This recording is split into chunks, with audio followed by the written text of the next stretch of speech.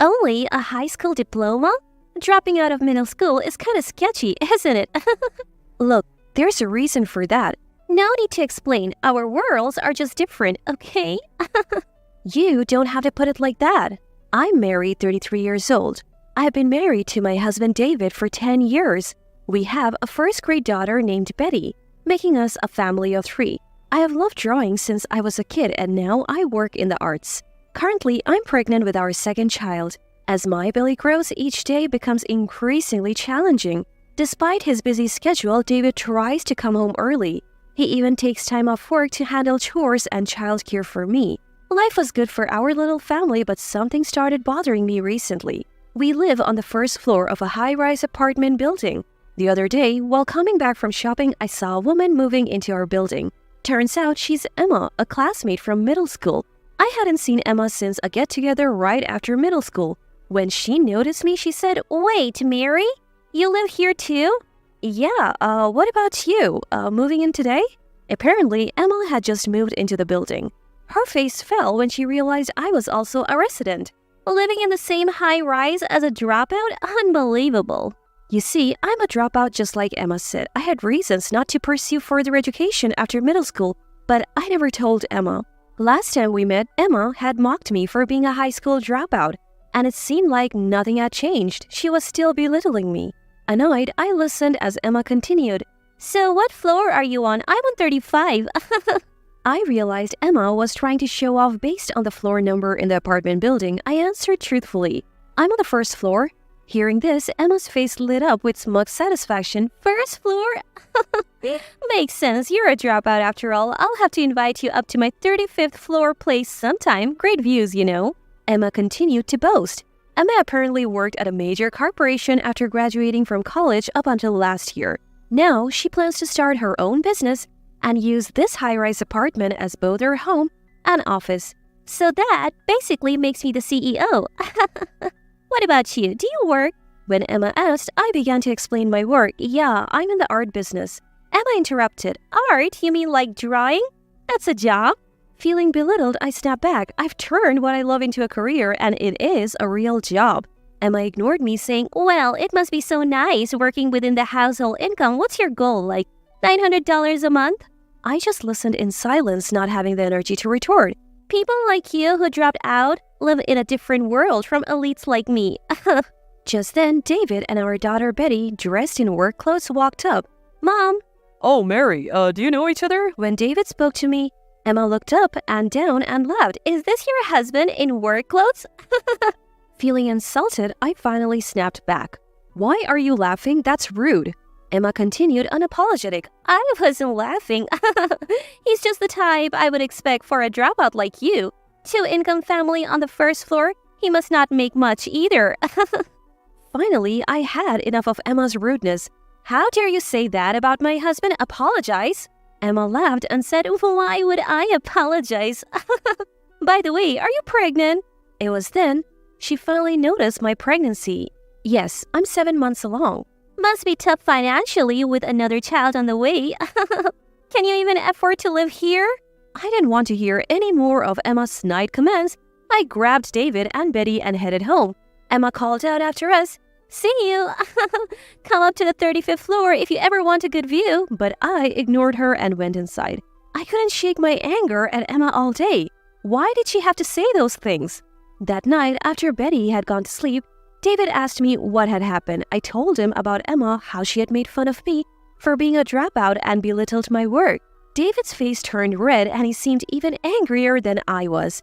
David knew about my past, including the fact that I dropped out of school and chose to marry me with a complete understanding of who I am. We decided to keep our distance from Emma since the anger towards her didn't seem to subside for a while. Luckily, we didn't run into Emma for a month, allowing us to live our lives peacefully. Then one day, we received a postcard for a school reunion.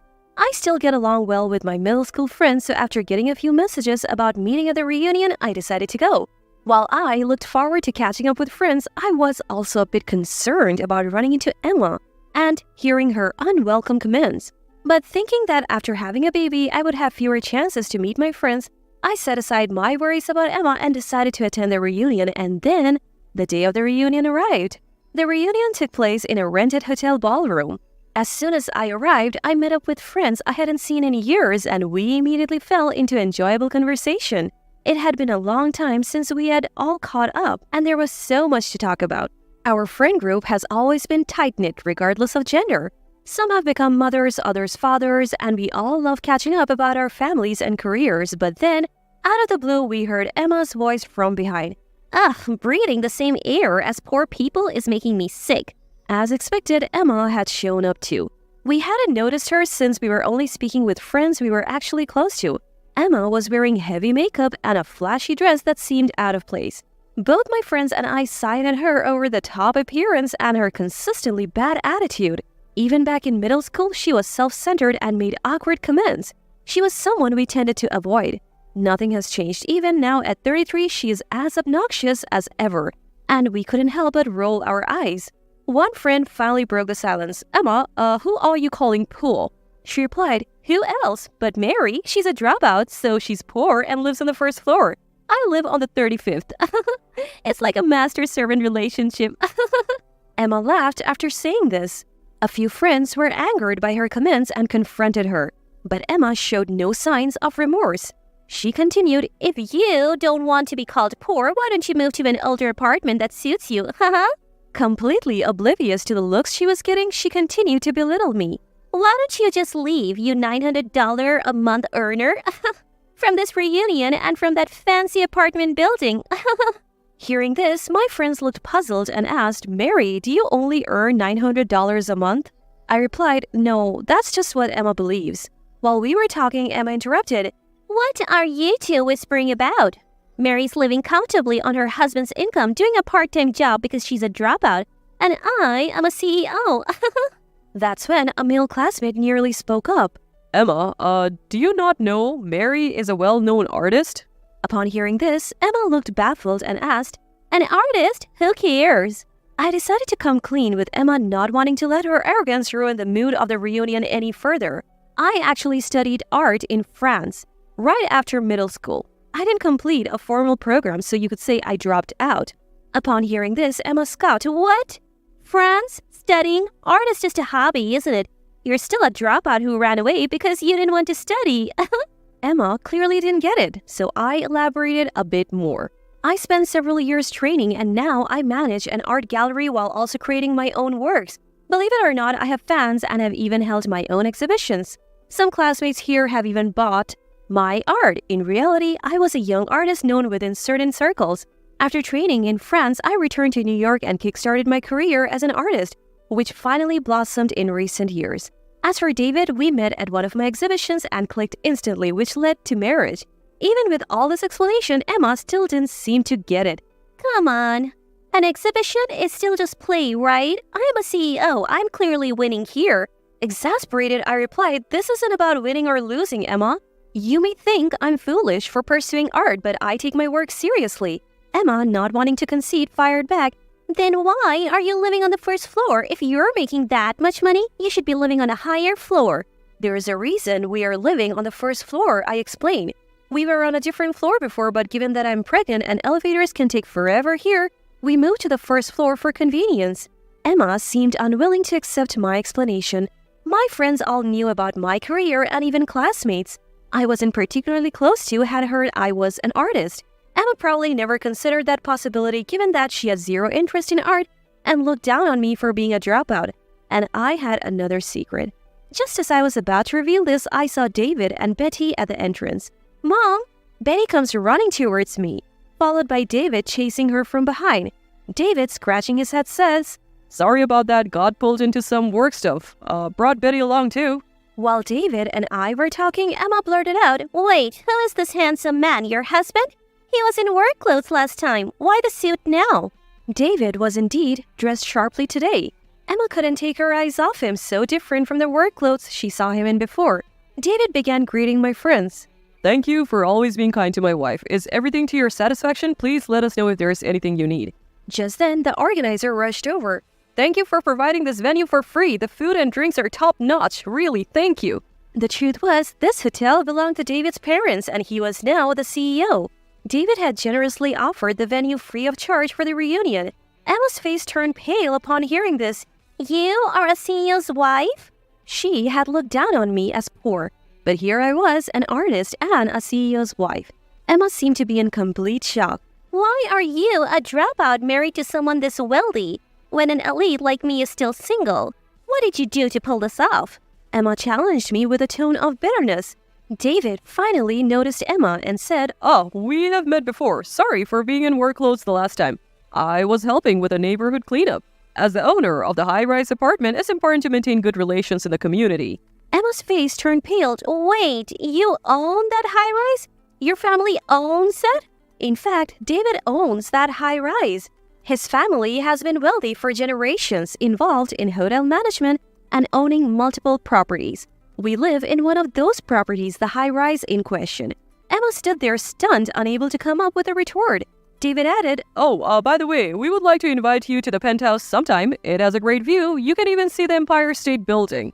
Emma was shocked again. The penthouse? But don't you guys live on the first floor?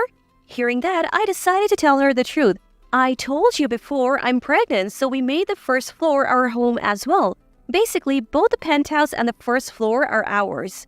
Emma was speechless, her body limp with disbelief. With that, I noticed that the friends around us had gone silent, listening intently to our conversation.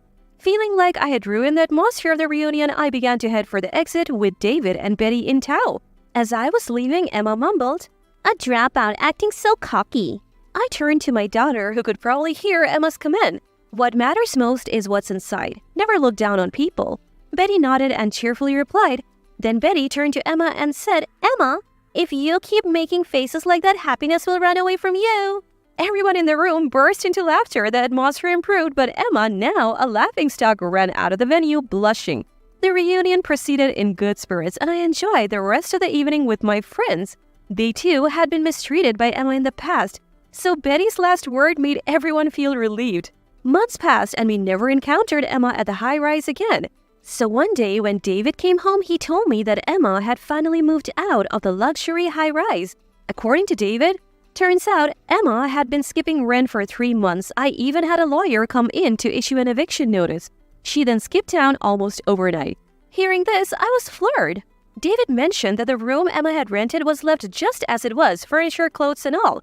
Apparently, she took her expensive stuff and computer but left everything else as it is. At first, I suspected something shady, but soon after, I got an update on Emma from a friend.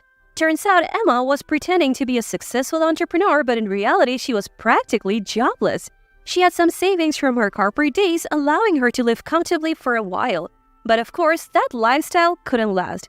She couldn't pay the rent anymore and had to move out. She didn't even have another place lined up, so she left her furniture and clothes behind because she didn't have the money to dispose of them. Learning the truth, I was thoroughly disgusted by how Emma remained a burden to others till the end. Emma has such a terrible personality that even in her crisis, she has no friends or colleagues who would help her. Now she's living alone in an old apartment. She's scraping by with part-time jobs to make ends meet. She used to brag about being a lead and look down on me, a college dropout. I bet her pride is shattered now. I can only hope that she learns to live a more humble and earnest life going forward. As for me, I continue to enjoy my life, painting pictures and spending time with my daughter and husband. Our family of 3 gets along wonderfully, and I'm excited that we will soon become a family of 4, including the baby on the way. I intend to keep doing everything I can to protect my family's happiness.